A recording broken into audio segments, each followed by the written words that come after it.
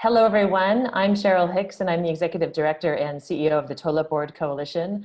We are a business-led platform building the sanitation economy. We've been supporting business solutions for water, sanitation, and hygiene for the last 5 years. And we've introduced this new video series to share with the world the business solutions and the exciting new business opportunities in the sanitation economy.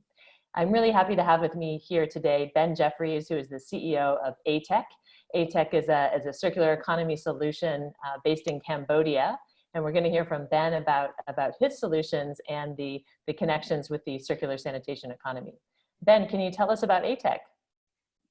Yeah, thanks, Cheryl. Hi, everyone. So yeah, I'm Ben Jeffries, CEO of ATEC. So we work with passionate farming households to convert their waste, be that toilet waste, animal waste, or crop waste, into the valuable resources of fertilizer, which can be used on the farm. So around 20 tons of fertilizer per year and around 1,300 litres of biogas per day, which can be used for cooking, just like you would LPG.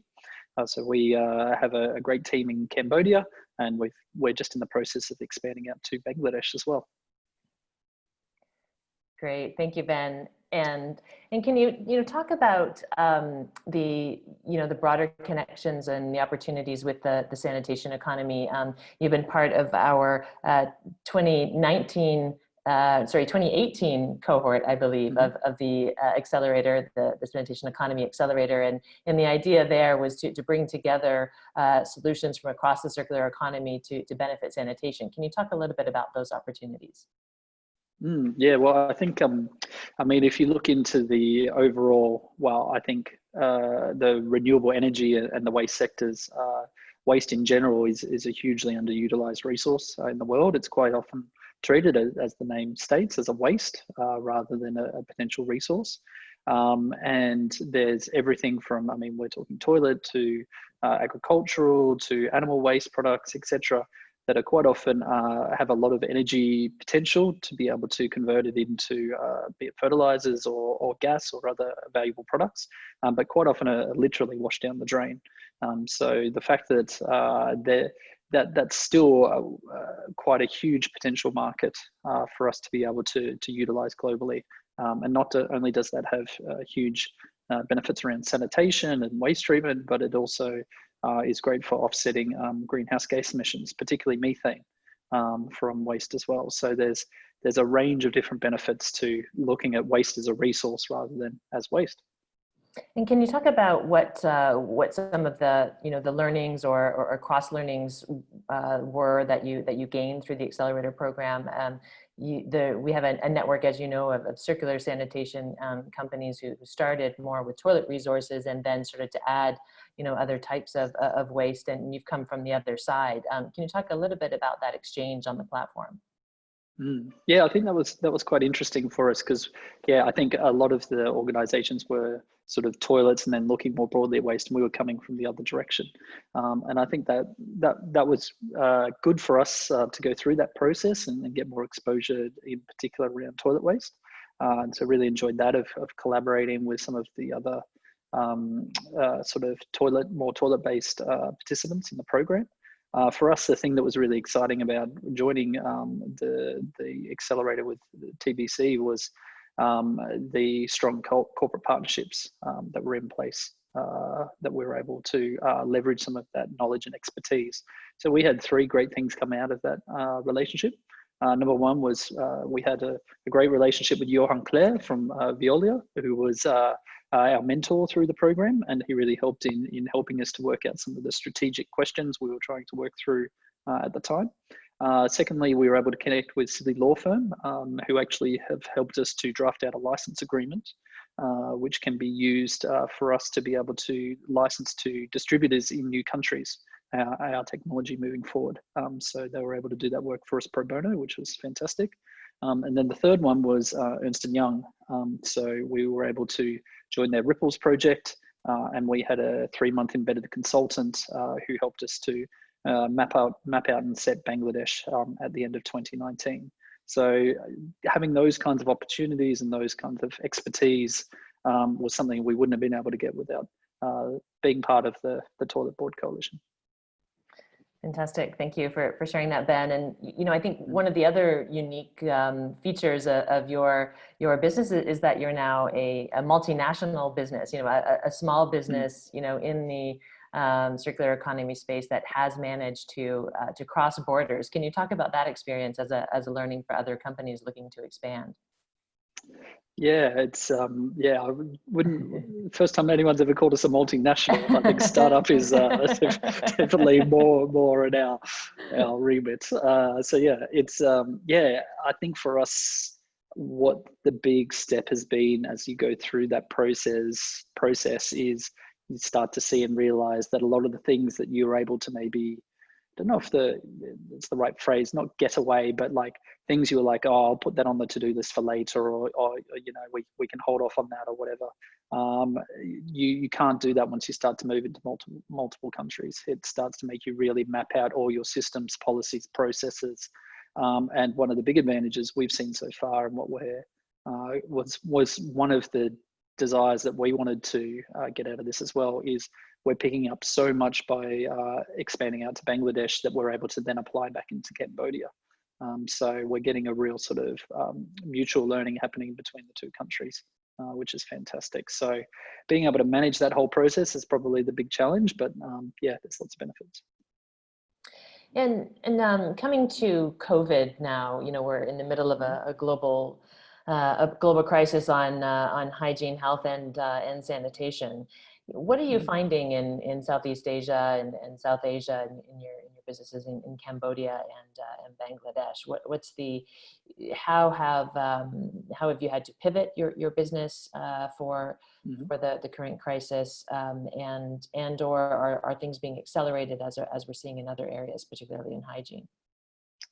Yeah, so it's an interesting one because as a biodigester product crosses a few different sort of sectors and boundaries. So we're a waste company, but we're also an energy company, and we're also a agricultural company. So we get to see a fair bit of what's going across the areas. So the beauty of being sort of valuable to such different areas is that it's for us, we're seen as quite an essential service in many ways, because it's providing energy, it's providing sanitation, and it's providing agricultural outputs too, all which are incredibly important right now. What we're then seeing though is effectively like people don't have to get one of our systems right now. So it is still seen as a discretionary purchase as such, because they can still use firewood, they can still have bad sanitation, and they can still do existing agricultural practices. So when this really started to kick in at the start of March, we saw in Cambodia, quite a significant drop in sales during that time. And as a pay-as-you-go company as well, the other big concern for us was around the financing of the systems, because customers are paying them off in installments. So effectively, we're two businesses in one now. So we had to quickly and closely monitor both our new revenue, but also the existing revenue coming in from account receivables from our pay-go customers as well. And so we put in place a new promotion around basically a try before you buy during the COVID period for people to move forward with. And then we put in more flexible payment terms for customers who were suffering hardship at that time. So basically they could delay payments if required, and it was great to have support of our debt investors to be able to make that happen. And so we saw quite an initial shock on the sales side, but the customer repayments have held up pretty well through the whole process. We have had to restructure a few payment terms for customers, but generally it's gone quite smoothly, which is great to see. Then on the sales side, we've actually seen that start to pick back up.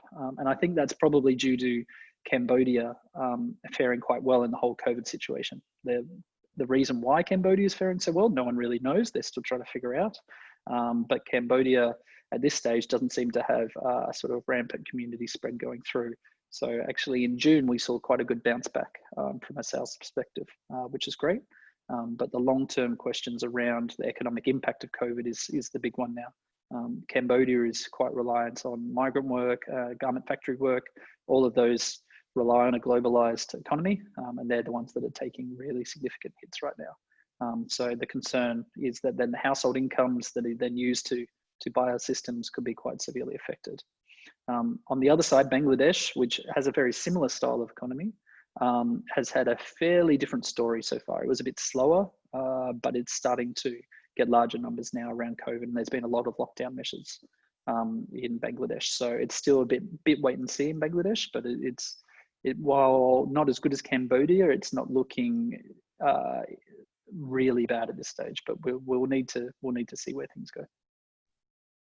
Great, thanks, Ben. And as one of the small but growing rapidly companies in this space, can you talk a little bit about what some of your learnings were for the triggers for growth for a small business in the circular economy, in the circular sanitation economy? And I think you touched on a couple of the new features there, but maybe for those that aren't familiar with these business models and how they work, could you tell us a little bit about those growth triggers? Yeah, I think we're getting to an interesting stage in this particular sector where there's been a lot of discussion and excitement around innovation and startups, which is great. But you're starting to see, and I don't just see this in the sanitation economy, but also in the clean cooking economy, which has been pretty underserved as well, that you're starting to get some startups that are now moving into a scale-up phase. And once you start to move into that phase, the things that you need to do to sort of trigger growth become quite different. One of the concepts that we've been using, and I'm quite a fan at the moment, is the concept around sort of turning the flywheel, which is rather than looking for that one breakthrough innovation that will really sort of rapidly change the situation for the company. As you're hitting that scale-up phase, it's a multitude of disciplined and well thought out steps all coming together. So all those pushes on the flywheel coming together. So that to me is really the stage where we're at the moment. Is not some. I mean, Pago was a pretty big breakthrough for us, but what we saw, it wasn't like we just brought in Pago and then overnight we've just gone absolutely fantastic. What can we've you seen describe is Pago? Can you describe Pago for those that yeah. may not be familiar?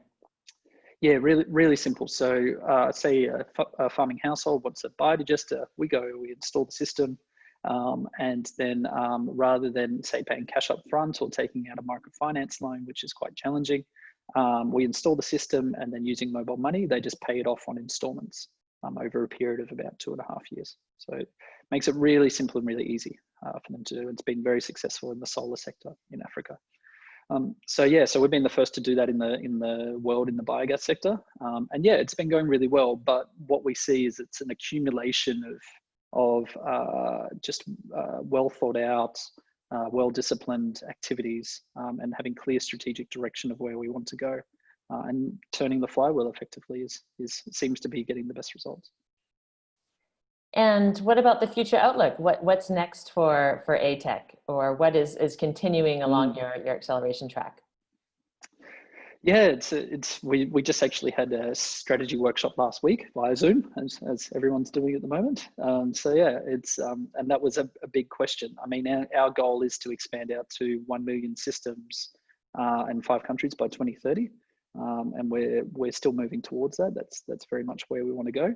But the big question is not if we can do it. It's really a question of how do we do it in the most effective way possible. So we're looking at licensing the technology if we can find the right distribution partners in those countries. But a biodigester, like many sanitation products, is not always the most straightforward of technologies. It's not like someone just goes into a shop and buys it off the shelf. There needs to be training, there needs to be installations, etc. So it's really making sure we can match up with the right distribution partners. So for us, we're still keen to look at the continue that expansion out to other countries. I mean, the markets in Bangladesh and Cambodia are quite significant. Bangladesh in particular, we're talking around 4.5 million households in Bangladesh. So we still see that there's huge opportunities in those countries. And then yeah, really excited to look into the next countries from there and see where it takes us. Fantastic. It sounds very exciting, Ben. It's always good to talk to you. The last question I have for you is around impact. Of course, you're really improving a lot of lives with your innovation and scaling up. It means more people have that opportunity. Can you talk a little bit about the impact that you've had so far and the impact that you're looking to have in that growth strategy? Yeah, I think, there's quite a few different areas, but the one I think is the best for us is really looking at the impact that having a biodigester has on the health and well-being of that household. So the fact that you can work with a household who previously had a couple of really big issues that significantly impacted, in particular, women and children. One being a lack of effective waste sanitation treatment, and another one being a lot of time and efforts spent on cooking with wood, which then had many negative health impacts as well, particularly around lung health, which you couldn't get anyone to get really interested in long-term lung health about 6 months ago, and suddenly everyone's very interested in long-term lung health for obvious reasons now.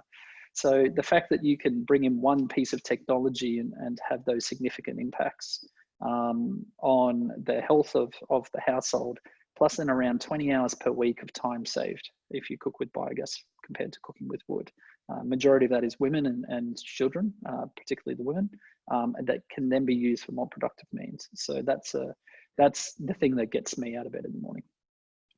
Thank you, Ben. Namaste. Thank you for all of the work that you're doing. It's been a pleasure to work with you, and really happy to have you as part of our cohort council of the Toilet Board Coalition. Yeah, likewise, Cheryl. It's a pleasure. Thank you.